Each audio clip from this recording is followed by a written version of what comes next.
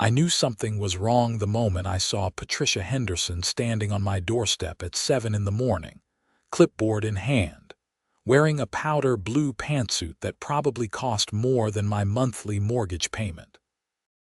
"Harold Owens, we need to talk about your flagrant violations of HOA regulations," she announced, not even bothering with a good morning or any pretense of neighborly civility. I'd been living in Meadowbrook Heights, a planned community just outside Boulder, Colorado, for 3 years now. The neighborhood was picture perfect, with its manicured lawns, identical mailboxes, and houses that came in exactly 3 approved color schemes. I'd moved here after my divorce, thinking a fresh start in a quiet suburb would be exactly what I needed.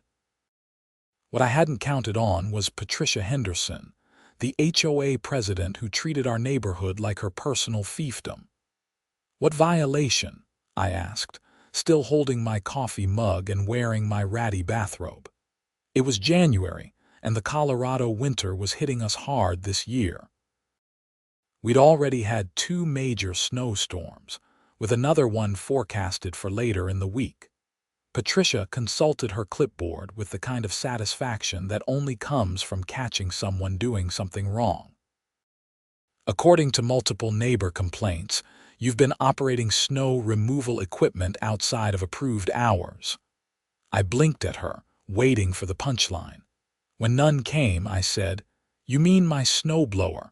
I've been clearing my driveway before work."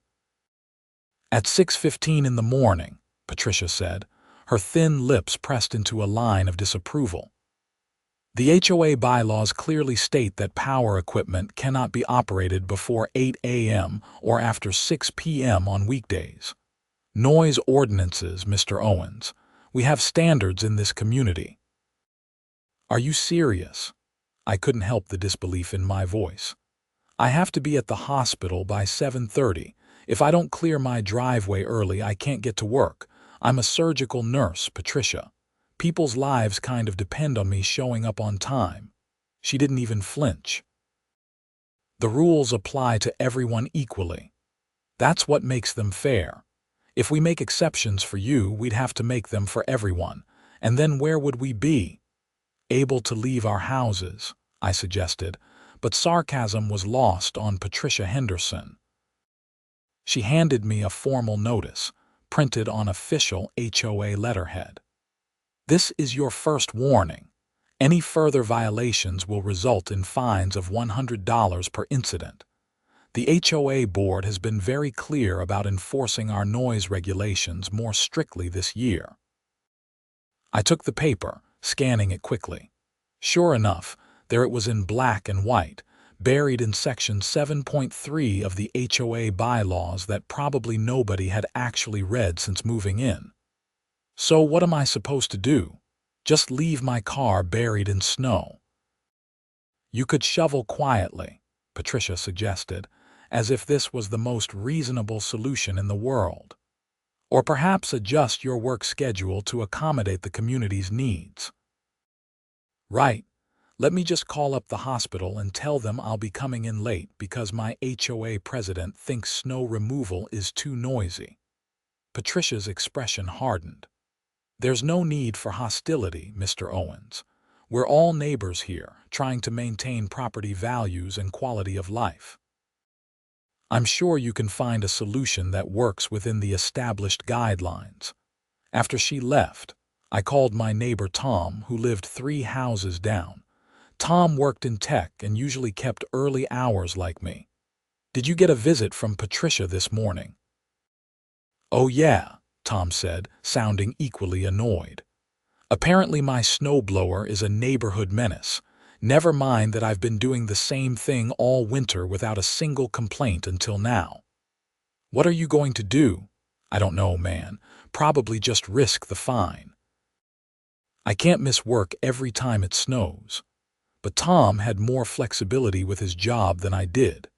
Missing my shift wasn't an option, and a $100 fine every time it snowed would add up fast. Colorado winters didn't mess around, and we were only halfway through January. The next day, I tried Patricia's suggestion. I set my alarm for 5:30 instead of 6, giving myself time to hand shovel my driveway. It took me nearly an hour and a half in the dark and cold, and by the time I finished, my back was screaming and I was running late. I barely made it to the hospital on time and spent my entire shift exhausted from the morning's unexpected workout. When I got home that evening, there was another notice on my door. This one informed me that shoveling before 8 a.m. also violated noise ordinances, as the scraping sound of the shovel constituted a disturbance. I crumpled the paper in my fist, seriously considering whether living in my car would be preferable to dealing with this insanity. I wasn't the only one feeling the pressure. Over the next few days, I heard from several neighbors who'd received similar warnings. Margaret, a single mom who worked at a law firm downtown, had been cited for her snowblower. David, who managed a restaurant and had to leave by 6 a.m., got hit with a fine when he used his truck to plow through the snow in his driveway. Even elderly Mrs. Chen, who hired a snow removal service, received a notice because the service showed up at 7:30, a full 30 minutes too early by Patricia's standards. The neighborhood group chat was blowing up with complaints and frustration. Everyone had the same question: what were we supposed to do? Most people in Meadowbrook Heights worked traditional jobs that started at 8 or 9 in the morning. If we couldn't clear our driveways until 8, we'd all be late. I decided to try the diplomatic approach. I requested a meeting with the HOA board, which consisted of Patricia as president, her friend Brenda as vice president, and 3 other members who seemed to mostly just go along with whatever Patricia wanted. The meeting was held on a Tuesday evening in the community center, a building that primarily existed for HOA meetings and the occasional garage sale. I arrived to find about 20 other residents already there, all with the same grievance. Patricia called the meeting to order with a sharp rap of her gavel. "I understand there's been some confusion about the noise ordinance enforcement," she began, in a tone that suggested she thought we were all being deliberately obtuse. "But I want to remind everyone that these rules have been in place since the community was established. We're not creating new regulations, merely enforcing existing ones." "But nobody enforced them before," Tom pointed out. "Why now?" "Because standards were slipping," Brenda chimed in, adjusting her glasses. Brenda was Patricia's closest ally on the board, a retired teacher who seemed to relish being able to enforce rules on adults instead of children. "We had multiple complaints about noise disturbances, and the board voted unanimously to crack down on violations." "Multiple complaints from who?" Margaret asked. "I haven't heard anyone in the neighborhood complaining except about these new enforcement actions." Patricia's expression suggested this was an impertinent question. "Complaints are kept confidential to protect the privacy of residents, but I assure you, they were numerous and compelling." "So what are we supposed to do?" I asked, trying to keep my voice level. "Most of us have jobs that require us to leave before 8 a.m. If we can't clear our driveways, we can't get to work." "That sounds like a personal problem, not an HOA issue," Patricia said. "Perhaps you should consider leaving earlier before the snow accumulates." "Snow doesn't work on a schedule," David said, his voice rising in frustration. "It snows when it snows. We can't predict it down to the hour." "Then perhaps you need to make arrangements," Patricia said firmly.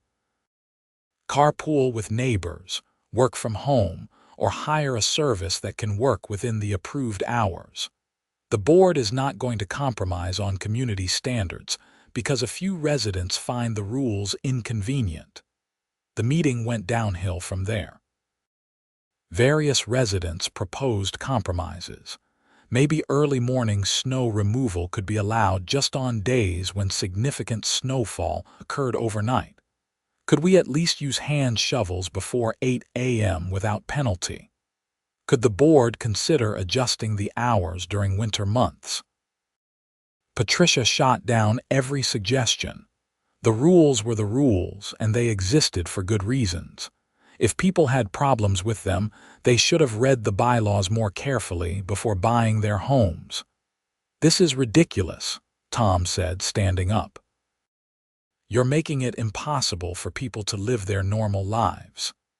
If you don't like the rules, you're welcome to move," Patricia replied coolly. The meeting ended with nothing resolved and everyone more frustrated than when they'd arrived.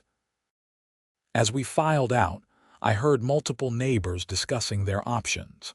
Some were talking about just paying the fines and continuing to clear snow when they needed to. Others were considering legal action, though that seemed expensive and time-consuming. A few were actually talking about selling their homes and leaving Meadowbrook Heights altogether. The next week, the weather forecast started showing a major storm system moving in. The meteorologists were predicting anywhere from 12 to 18 inches of snow, starting Tuesday night and continuing through Wednesday morning. It was going to be one of the bigger storms of the season. I stocked up on groceries, prepared for the possibility of losing power, and requested to work the late shift on Wednesday, starting at noon instead of my usual 7:30. My supervisor wasn't thrilled, but she understood the situation. Not everyone in the neighborhood had that flexibility. The snow started Tuesday evening, right on schedule. By the time I went to bed at 11, there were already 6 inches on the ground, and it was still coming down heavy. I could hear the wind howling outside, that particular sound that meant we were in for a serious storm. I woke up Wednesday morning to a winter wonderland that would have been beautiful if it wasn't such a massive problem. The snow had stopped around dawn, leaving behind at least 16 inches of fresh powder. My car was completely buried, just a vague hump in the driveway. The street was impassable, a solid blanket of white with no sign of the plows having come through yet. At 7:30, right when I would normally be arriving at work, my phone started ringing. It was Tom. "Are you seeing this?" he asked without preamble. "Hard to miss," I said, staring out my front window at the sea of white. "Nobody can get out. The street hasn't been plowed and everyone's cars are buried. I've got a meeting at 9 that I absolutely cannot miss, but there's no way I'm getting anywhere without clearing my driveway first." "So clear it," I said. "What's Patricia going to do, fine all of us?" "That's exactly what she'll do," Tom said. "She sent out an email at 7 this morning. Did you see it?" I checked my phone and found the message in my inbox. In her typical businesslike tone, Patricia had reminded all residents that despite the significant snowfall, noise ordinances remained in effect. Any residents using power equipment before 8 a.m. would be subject to the standard $100 fine, plus an additional $50 fine for violations during a heightened enforcement period. "She's got to be kidding," I muttered. "Nope. Dead serious. She's apparently driving around the neighborhood documenting violations." I looked out my window again and saw Patricia's silver Lexus SUV slowly making its way down the street. It was one of those high-end vehicles with all-wheel drive and enough clearance to handle the deep snow. Of course, Patricia would have a car that could navigate the unplowed streets while everyone else was trapped. My neighborhood group chat was exploding with messages. People were panicking.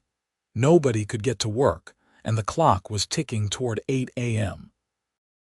Some residents had already braved Patricia's wrath and started their snowblowers, deciding the fine was worth it.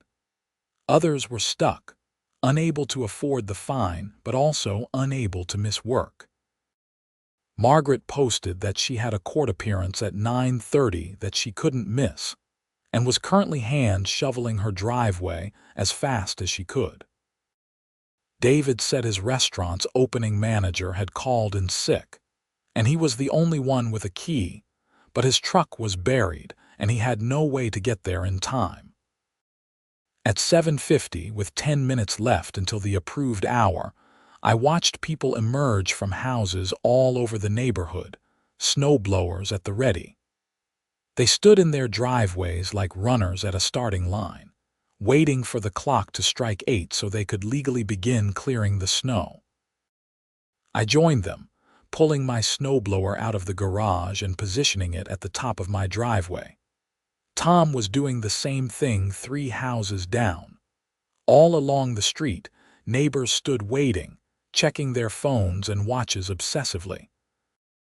Patricia's Lexus cruised past, and I saw her making notes on her ever-present clipboard. She looked satisfied, like a teacher who'd successfully intimidated her class into submission. At exactly 8 a.m., the neighborhood erupted into sound. 20 snowblowers roared to life simultaneously, creating a deafening cacophony. It was louder than if we'd all just done it at our normal, staggered times, but hey, we were following the rules. It took me 45 minutes to clear my driveway, and by the time I finished, I was definitely going to be late for work. I called the hospital to let them know, and learned that half the staff was running late for the same reason. The supervisor on duty was understanding but stressed. They were already short-staffed, and the snow was causing chaos across the city. I finally got my car out and made it to the main road, which had been plowed but was still treacherous. What should have been a 20-minute commute took nearly an hour. I arrived at the hospital flustered, cold, and nearly 2 hours late. My supervisor, Linda, pulled me aside. "Harold, I know it's not your fault, but we've got a serious problem. We've had to delay 2 non-emergency surgeries because we didn't have adequate staff this morning. Patients are upset, families are upset, and administration is asking questions." I cleared my driveway as fast as I could, I said. "My HOA won't let us use snowblowers before 8 a.m. Linda gave me a look that suggested she thought I was joking.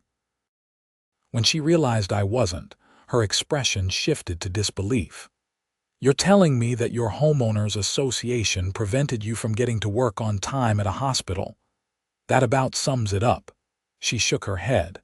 "I've heard a lot of excuses over the years, but that's a new one. Look, I get that you're in a difficult situation, but we need reliable staff. If this becomes a pattern, we're going to have a more serious conversation." The implied threat was clear. My job could be on the line because of Patricia Henderson's power trip. When I got home that evening, exhausted from a chaotic day of playing catch-up, I found notices on doors all up and down the street. Patricia had apparently spent her entire day documenting violations and issuing fines. She'd gotten creative too. People who'd started clearing snow at 7:55 got fined for preparing to violate noise ordinances. People who'd cleared snow from the street in front of their houses got additional fines for unauthorized modifications to common areas. The neighborhood group chat had evolved from frustrated to furious. People were talking about organizing a recall vote to remove Patricia from the board. Someone suggested a class action lawsuit. Margaret, with her legal background, pointed out that the HOA bylaws were technically on Patricia's side, as ridiculous as the enforcement was. "The problem is that we all signed these agreements when we bought our homes," she wrote. "We might not have read them carefully, but that doesn't make them invalid. Patricia is within her rights to enforce them, even if she's being completely unreasonable about it." "So we're just stuck?" Tom asked. "Not necessarily," Margaret replied. "There are a few options. We can try to vote her out, but that requires getting a majority of homeowners to show up for a vote, and historically turnout for HOA meetings is terrible. We can propose amendments to the bylaws, but those require a 2/3 majority and board approval. Or we can try to make her see reason, though I'm not optimistic about that approach. I was about to respond when my doorbell rang. I opened it to find not Patricia but Brenda, the HOA vice president. This was unexpected. Brenda usually let Patricia do all the dirty work while she stayed in the background. "Harold, do you have a moment?" she asked, and she actually looked uncomfortable, which was unusual for her. I let her in, curious about what could have prompted this visit. She perched on the edge of my couch, clutching her purse like a shield. "I wanted to talk to you about the situation," she started, not quite meeting my eyes. "Off the record." "Okay." "Patricia is very committed to maintaining standards," Brenda said carefully, "and I support her in that. We moved to Meadowbrook Heights because we wanted a certain quality of life, a certain level of order and predictability." "But," I prompted, sensing there was more. "But even I think this snow removal thing has gotten out of hand," she admitted. "My husband was late to work today, too. He nearly got written up. And I heard from Jane, another board member, that her daughter missed an important exam because she couldn't get her car out in time." "So you're saying Patricia has gone too far?" Brenda shifted uncomfortably. "I'm saying that perhaps we need to revisit the policy." "But Patricia is very stubborn. She sees this as a matter of principle now. If we back down, she thinks it will open the floodgates to people ignoring all the other rules." "So what do you want from me?" "I want you to know that you're not alone in thinking this is excessive," Brenda said. "And I want you to know that some of us on the board are trying to find a solution. But it needs to happen carefully through proper channels. If there's too much drama or conflict, Patricia will just dig in harder." After Brenda left, I felt even more frustrated. So even the board members knew this was ridiculous, but they were too worried about Patricia's feelings to actually do anything about it. Meanwhile, people were getting written up at work, missing important commitments and receiving fines they couldn't afford. The next few days were tense. The snow from the storm started to melt, but the forecast showed more winter weather coming. Patricia continued her enforcement campaign with zealous dedication. She'd installed security cameras on her property that conveniently had a clear view of several neighbors' driveways, and she was using the footage to document violations. Tom got fined for running his car for 10 minutes before 8 a.m. to warm it up, since the sound of the engine constituted a noise violation. David got fined for scraping ice off his windshield too enthusiastically. Mrs. Chen got fined because her son came to visit and cleared her driveway at 7:30 in the morning. The fines were adding up, and people were getting desperate. Some residents simply stopped paying, figuring they'd deal with the consequences later. Others tried to find creative workarounds, like parking on the street overnight so they wouldn't have to clear their driveways. But Patricia shut that down too by strictly enforcing the no overnight street parking rule. I tried talking to Patricia one more time. I caught her outside the community center after another board meeting and approached as non-confrontationally as I could manage. "Patricia, can we talk about finding a compromise on the snow removal issue?" She looked at me with the expression of someone who'd been asked to negotiate with a terrorist. "There's nothing to compromise about, Harold. The rules are clear. But they're causing real problems for people. Jobs are being threatened. Important commitments are being missed. Surely there's some flexibility we can build in for emergency situations or significant weather events. If I make exceptions for snow, then people will want exceptions for everything else," Patricia said. "Someone will want to mow their lawn at 7 in the morning because they have a busy day. Someone else will want to have loud parties past the noise curfew because they have a special occasion. The rules exist to prevent exactly that kind of chaos.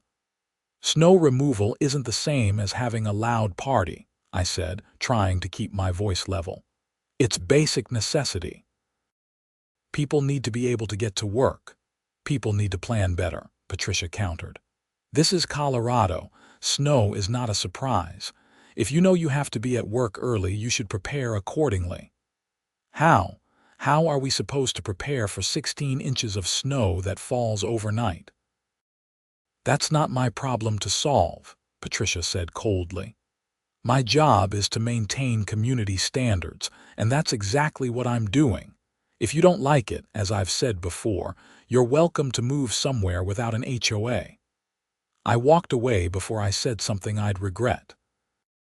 The complete lack of empathy or common sense was staggering.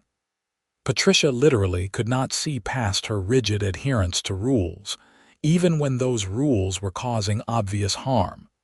That weekend, Margaret organized a town hall meeting to discuss the situation. She'd rented space at a local library, outside HOA jurisdiction, so Patricia couldn't control the narrative. Nearly 100 residents showed up, which was remarkable considering the neighborhood only had about 200 homes. Margaret ran the meeting with professional efficiency. "We're here to discuss options," she began. "What can we legally do to address this situation?" One resident suggested organizing a recall vote immediately. Margaret explained the process. They'd need to collect signatures from 25% of homeowners requesting the vote, then hold a special election where a majority would be needed to remove Patricia from office. "The problem is that Patricia knows the bylaws better than anyone," Margaret said. "She'll fight this every step of the way, and she might win on technicalities even if the majority wants her gone." Another resident proposed a mass revolt. "What if we all just refuse to pay the fines?" "They can't take everyone to court." "Actually, they can," Margaret said. "And they can put liens on our properties if the fines go unpaid. Eventually, they could even force foreclosures, though that's a last resort." The room went quiet at that. This was more serious than just annoying rules. This could affect people's homes, their financial stability, their ability to sell their properties and move on. "What if we went to the media?" someone suggested. Public pressure might make her back down. That idea had more traction. Several people volunteered to reach out to local news stations. The story of an HOA preventing people from clearing snow and getting to work was exactly the kind of absurd bureaucracy nightmare that local news loved to cover. In the end, we decided on a multi-pronged approach. We'd start collecting signatures for a recall vote, reach out to local media, and document every fine and violation notice to build a case showing the real-world harm being caused. Margaret volunteered to research whether we could challenge the bylaws themselves as unreasonable or unenforceable. The next week brought another storm, this one smaller but still significant. About 6 inches fell overnight on a Tuesday. The same scenario played out again. People trapped in their driveways, waiting until 8 a.m. to clear snow, everyone arriving late to work and school and appointments. But this time, we were ready. Several residents had contacted local news stations, and Channel 7 News sent a reporter and camera crew to cover the morning chaos. They interviewed residents standing in their snow-covered driveways, snowblowers silent despite the obvious need to use them, watching the clock. Tom gave a great interview. "I'm going to be late to an important meeting, potentially lose a client, because I'm not allowed to clear my own driveway until 8 a.m. My HOA president is driving around documenting violations while we all risk our jobs. Does this make any sense to anyone?" The reporter interviewed me too. "I work at Boulder Community Hospital as a surgical nurse. Patient care is being affected because staff can't get to work on time. We're delaying procedures, scrambling to cover shifts, all because our HOA won't allow basic snow removal during reasonable hours." And then, In what became the defining moment of the news segment, the reporter caught Patricia herself. Patricia's Lexus pulled up just as they were filming, and the reporter approached her with a microphone. "Miss Henderson, I'm Rachel Torres from Channel 7 News. Can you explain why the HOA is preventing residents from clearing snow and getting to work?" Patricia looked startled, but quickly composed herself. "We're not preventing anything. We're simply enforcing reasonable noise ordinances that all residents agreed to when they purchased their homes." "But the snow doesn't fall on a schedule," Rachel pressed. "How are people supposed to get to work if they can't clear their driveways until 8 a.m.? "Responsible homeowners plan ahead," Patricia said, and I watched her make what would turn out to be a crucial mistake. If people can't manage their schedules to comply with basic community standards, perhaps they shouldn't live in an HOA community.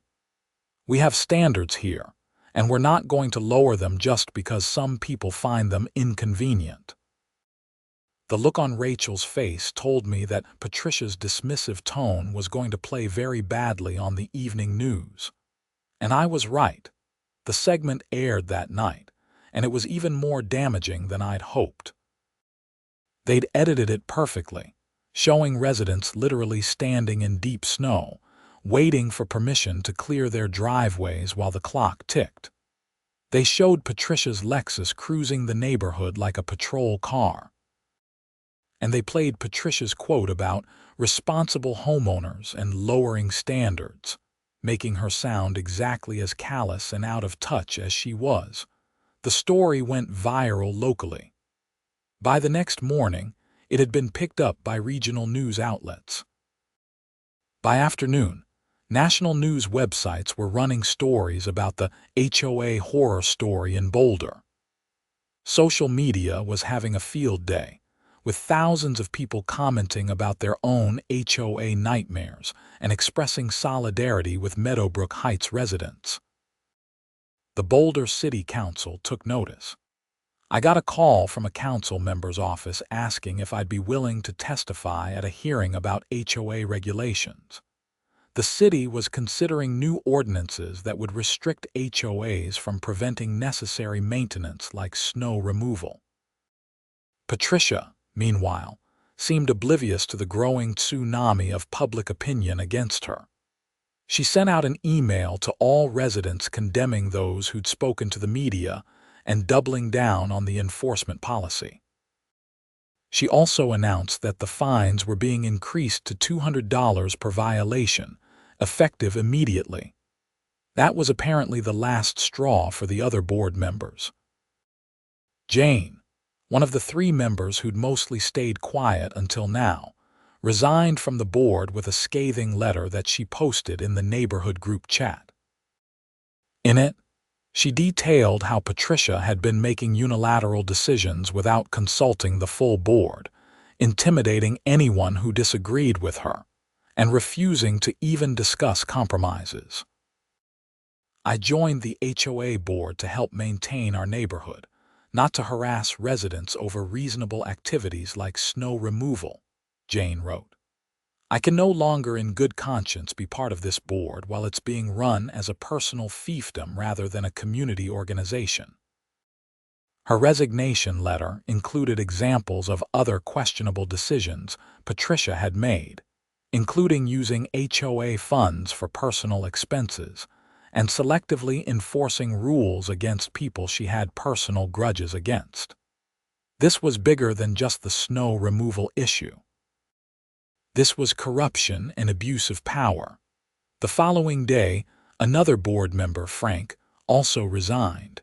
That left only Patricia and Brenda on the board, which according to the bylaws wasn't enough for a quorum. The board was effectively non-functional. Patricia tried to hold an emergency meeting to appoint new members, but nobody showed up. She sent increasingly frantic emails demanding that residents respect the process and stop undermining the board's authority. She threatened legal action against residents who'd spoken to the media, claiming they'd damaged the community's reputation. "Margaret, using her legal expertise, drafted a formal complaint that was submitted to the Colorado State Attorney General's office. The complaint detailed Patricia's misuse of HOA funds, selective rule enforcement, and harassment of residents. She also filed a complaint with the Division of Real Estate, which oversees HOA management in Colorado. While all this was happening, we still had the immediate problem of snow removal. Another storm was forecasted for the weekend, and nobody wanted a repeat of the previous chaos. Tom organized a neighborhood meeting, deliberately not inviting Patricia or Brenda. "Here's what I'm thinking," Tom said. "We all just do what we need to do. Clear snow when we need to clear it, and if Patricia tries to fine us, we refuse to pay. Let her try to take all of us to court." "She won't back down," someone pointed out. "You know she won't." "Maybe not," Margaret said, "but she's one person and we're an entire neighborhood. She can't enforce rules without the community's cooperation. If we collectively decide these particular rules are unreasonable and refuse to comply, there's not much she can do about it." The weekend storm hit as predicted, dropping another 8 inches overnight Saturday into Sunday. And this time, people didn't wait until 8 a.m. All over the neighborhood, I heard snowblowers starting up at 6:37. People cleared their driveways when they needed to, and the world didn't end. The neighborhood didn't descend into chaos. Nobody complained about the noise because everyone understood it was necessary. Patricia drove around documenting violations as usual, but her notices started showing up in people's trash cans instead of being taken seriously. When she tried to hold residents accountable, they simply ignored her. On Monday morning, 2 men in suits showed up at Patricia's house. Through the neighborhood gossip network, we learned they were investigators from the Attorney General's office, following up on the complaints about HOA fund misuse. They spent 3 hours at Patricia's house, going through records and asking questions. Later that afternoon, a different set of officials showed up at the community center and at Brenda's house. These were from the Division of Real Estate. Apparently, Patricia had been operating the HOA without proper licensing and bonding, which was required under Colorado law for communities over a certain size. The investigation moved quickly from there. It turned out that Margaret's complaints had opened up a whole can of worms. Patricia had been misappropriating HOA funds for years, using community money for personal expenses and funneling money to companies owned by her relatives for unnecessary services. The selective enforcement of rules wasn't just pettiness.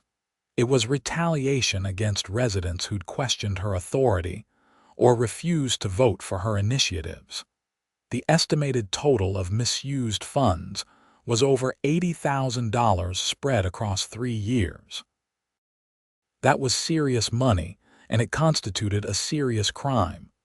2 weeks after the investigation began, I watched from my front window as police officers arrived at Patricia's house. She was arrested on charges of theft, embezzlement, and fraud.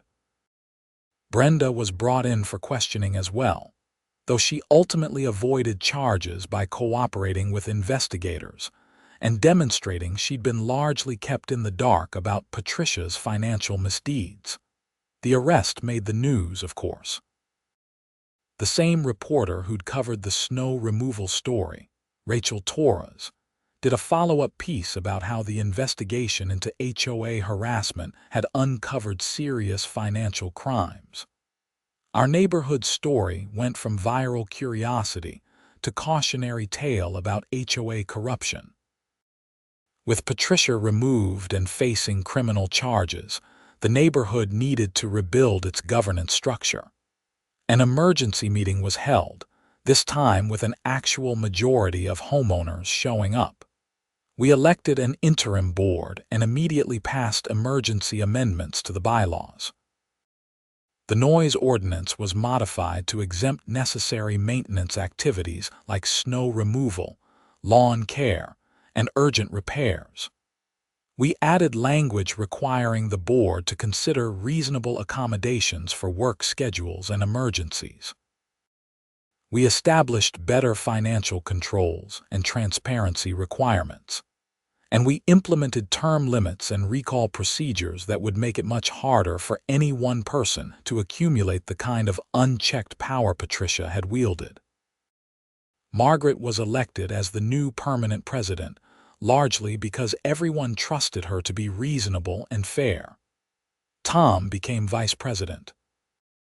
The other board positions were filled by residents who'd been among the most vocal critics of Patricia's overreach. People who understood that an HOA should serve the community, not rule it. The transformation was remarkable. Suddenly, the neighborhood group chat was full of people actually talking to each other about things other than complaints and violations. People organized snow clearing help for elderly residents who couldn't manage it themselves. Someone started a neighborhood watch program that was actually about looking out for each other rather than spying and reporting violations. The city council hearing happened in March, after the worst of winter was past. I testified along with several other residents about our experiences. The council members were genuinely shocked by what they heard, and they passed new regulations limiting HOA authority over necessary maintenance activities. They also established a complaint process for residents who felt their HOA was acting unreasonably. Patricia's criminal case moved through the court system. Her lawyer tried to argue that the financial irregularities were just poor bookkeeping rather than intentional theft, but the evidence was overwhelming. In addition to the embezzlement, investigators found she'd been accepting kickbacks from contractors and had even forged signatures on HOA documents. In June, she pleaded guilty to multiple counts of theft and fraud.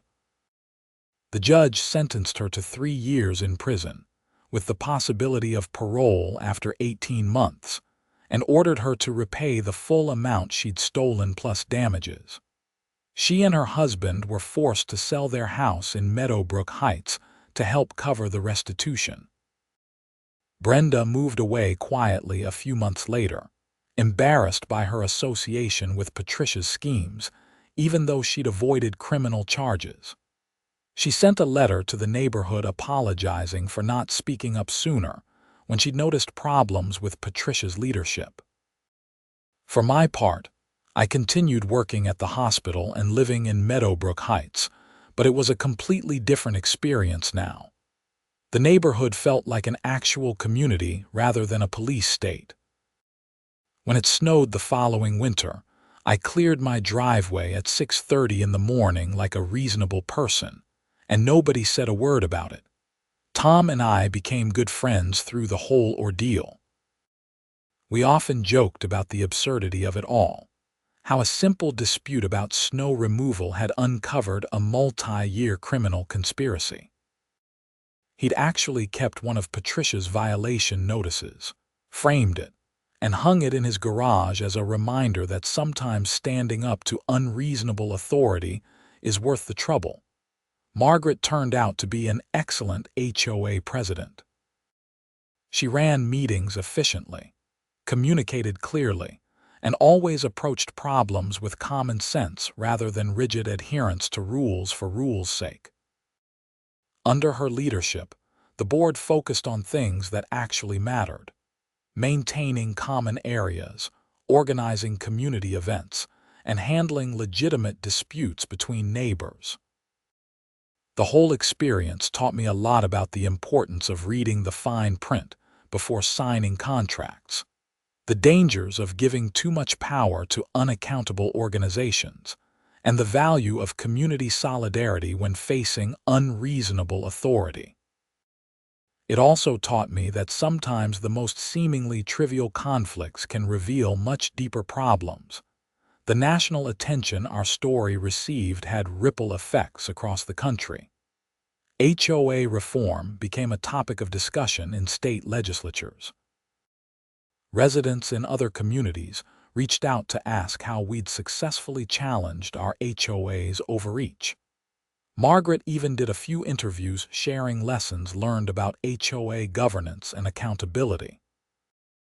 As for me, I never forgot how quickly a neighborhood could turn from a place of security to a source of stress and anxiety when the wrong person wielded too much power.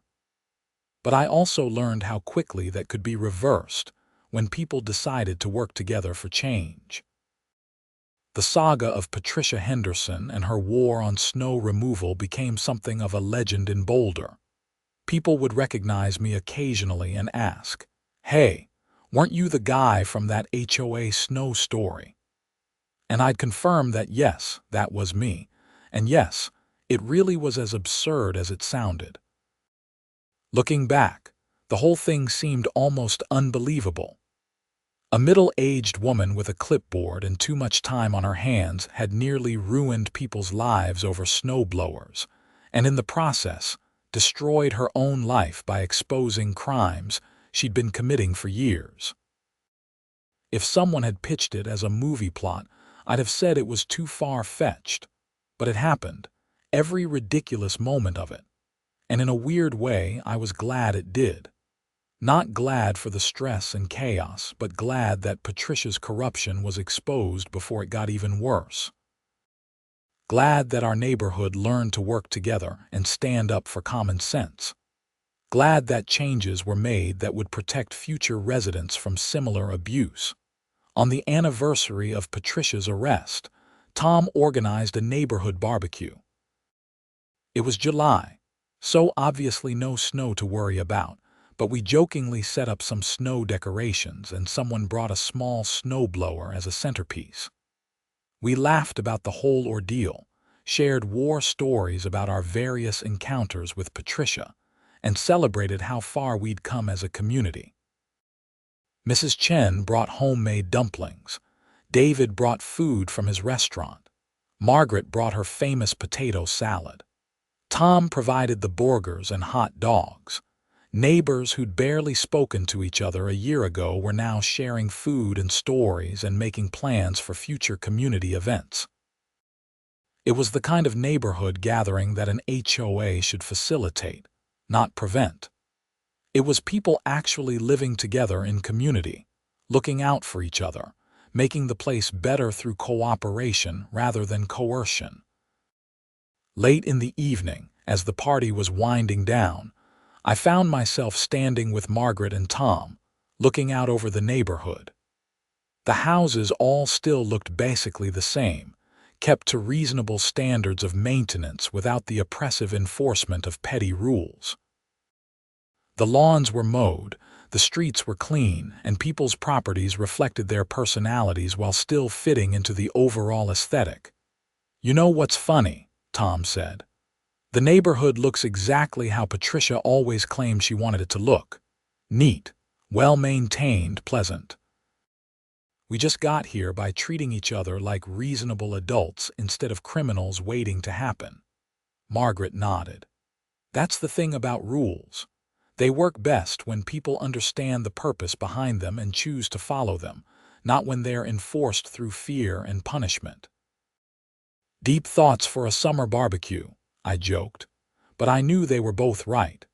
The conversation turned to other topics: plans for future neighborhood improvements, discussion of upcoming community events, mundane details of life in Meadowbrook Heights. Normal stuff, the kind of stuff that neighbors should talk about.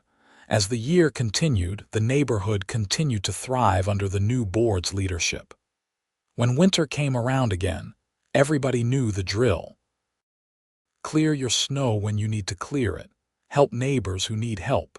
Use common sense.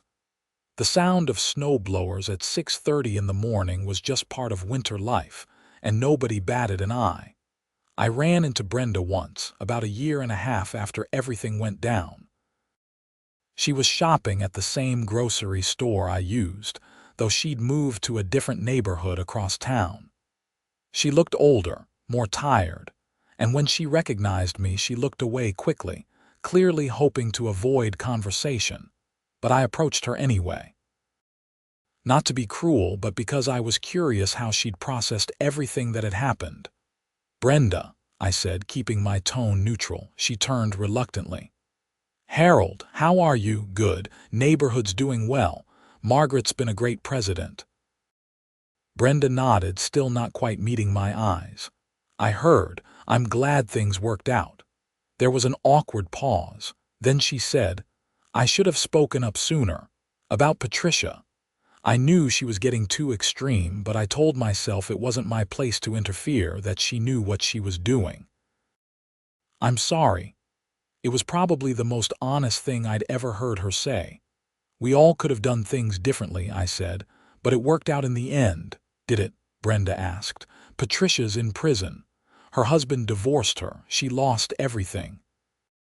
People's jobs were threatened, thousands of dollars in fines and legal fees, all over some snow. All over corruption and abuse of power," I corrected gently. "The snow thing just exposed it. If it hadn't been that, it would have been something else eventually." Brenda considered that. "Maybe. I don't know. I just know I see things differently now. I joined that board because I wanted to help maintain standards, make the neighborhood nice. Somewhere along the way, it became about control instead of community, and I didn't notice until it was too late." We talked for a few more minutes, then went our separate ways. I never saw her again after that, but I hoped she'd learned something from the experience, just as we all had. The legal fallout from Patricia's crimes continued for a while. Several of her relatives who'd benefited from the fraudulent contracts were investigated, though most avoided criminal charges by returning the money. The HOA recovered about $60,000 of the $80,000 that had been stolen, which was used to make improvements to common areas and reduce dues for a year. The story continued to get referenced in articles about HOA reform and abuse. Journalists writing about homeowner association issues would often cite the Meadowbrook Heights case as an example of how HOA power could be misused and how communities could fight back. Margaret did a couple of speaking engagements at city council meetings in other towns, sharing our experience and advocating for better HOA regulations. As for me, I settled back into normal life. Work at the hospital, hanging out with neighbors who'd become actual friends, living in a community that functioned the way it should. The whole experience had been stressful and frustrating while it was happening, but looking back, I could appreciate the ways it had brought people together and created positive change. 2 winters after the initial snow removal conflict, we got hit with one of the biggest storms in Boulder's history.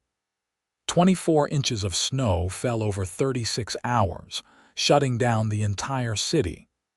This time, nobody had to wait until 8 a.m. to start clearing. People were out at all hours, helping each other dig out cars, clearing sidewalks for elderly neighbors, making sure everyone could get to where they needed to go. Tom and I spent an entire Saturday helping Mrs. Chen's son clear her driveway and walkway. David organized a group of neighbors to clear the bus stop where several families' kids waited for the school bus. Margaret coordinated with the city to make sure our streets got plowed efficiently. It was exhausting work, but it felt good. This was what community was supposed to look like.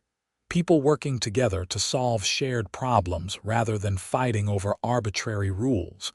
Years later, when my niece was looking at buying her first house and considering an HOA community, she asked me for advice. I told her the whole story, not to scare her away from HOAs entirely, but to help her understand what to look for and what questions to ask. "Read the bylaws carefully," I said. "All of them, not just the highlights. Understand what you're agreeing to. Go to a board meeting before you buy, see how they operate. Talk to residents who actually live there. Are they happy? Do they feel the HOA serves them or controls them? Is the board reasonable, or are they on a power trip? She took my advice to heart and ended up finding a place with an HOA that seemed well run and reasonable. I was glad she'd learned from my experience without having to live through it herself. The experience also changed how I approached other aspects of life. I became much more skeptical of rules that existed just for their own sake, much more willing to question authority that seemed arbitrary or excessive. I got more involved in local politics, serving on a few city advisory committees and advocating for policies that made sense for real people living real lives. Tom joked that Patricia Henderson had accidentally created a neighborhood full of activists and community organizers. He wasn't entirely wrong. The experience of successfully challenging unreasonable authority and winning had been empowering for a lot of people in Meadowbrook Heights. Several neighbors got involved in local government, ran for school board, volunteered for community organizations. As time went on, the story became part of the neighborhood's identity. New residents would hear about it and laugh, or express disbelief that it had really happened that way. Longtime residents would share their personal experiences with Patricia's enforcement regime, each story more absurd than the last. The community center, which had once been primarily a venue for Patricia's authoritarian board meetings, became a hub of actual community activity. Regular events, classes, gatherings. The atmosphere had completely transformed from a place of judgment and rules enforcement to a place of connection and community building. Margaret served as HOA president for 6 years before stepping down, satisfied that she'd helped create a sustainable model for reasonable governance. Her successor was a younger resident named Amy, who brought fresh ideas and energy while maintaining the common-sense approach Margaret had established. Under Amy's leadership, the HOA launched several innovative programs. A neighborhood tool library where residents could borrow equipment they only needed occasionally. A community garden that brought people together and provided fresh produce.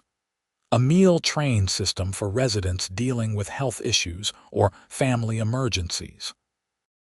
These were the kinds of things an HOA could and should facilitate, using shared resources to make everyone's lives better.